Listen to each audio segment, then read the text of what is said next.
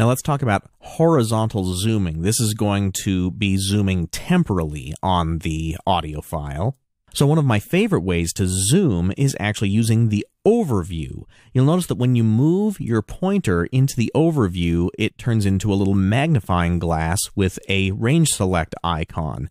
And that allows you to click and drag across a region of the overview. And if you look at the waveform display, it's showing you what you're zooming in the waveform display. So if I wanted to zoom around this region, I just click and drag across the overview. If I wanted to zoom around this region, then I can do so in left or right. It doesn't matter as long as you click and drag with your mouse. There are also horizontal zoom controllers right here at the lower corner of the overview and the waveform. And by clicking and dragging on those, you can adjust the zoom level of either of those windows. But that's a little bit slow. I'm going to show you some other fast ways. One way is to click and drag from the time ruler. For example, if I wanted to zoom right around at the beginning of this audio section, I can hover my pointer over the time ruler, then click and drag down to zoom in, or click and drag up to zoom out.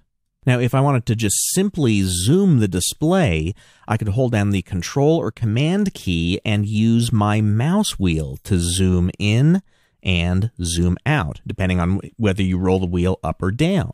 And then, if I hold down the Control or Command key but add the Shift key, what's going to happen is the zoom is going to be centered around the cursor position. So that way, the cursor remains stationary. So, for example, if I move the cursor to this position and then hold down Control or Command, then it doesn't matter where else I am on that waveform display, it's always going to keep the zoom at the cursor position. And another fast way to zoom is to use the arrow up and arrow down keys on your computer keyboard. So if I press and hold the down button, it's going to zoom out. If I press and hold or tap incrementally on either of those keys, like the up arrow key on my keyboard, it's going to zoom in. Now, not only can you zoom in and out temporally, but you can also zoom in and out vertically to change the decibel scale. So it's not actually going to make the audio level louder or softer. It's just going to change the representation or the range of the decibel scale. So one way to do that is to use the vertical sliders down here on either the waveform view or the overview. But the other great way to do it is to hold down the Shift key on your computer keyboard and use your mouse wheel, and that will allow you to zoom in and out to see quiet portions of the audio. For example, if I really wanted to get in right here and see what I'm looking at, I could hold down the Shift key, then wheel up and wheel down to change the dB scale.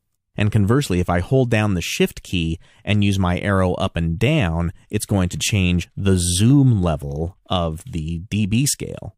And then finally, to zoom out and reveal the entire timeline of the loaded audio file, you can hold down Control or Command and type the down arrow key, and that will zoom the entire waveform display back to reveal the entire audio file. So that's an overview of the audio editor, and next let's talk about making selections.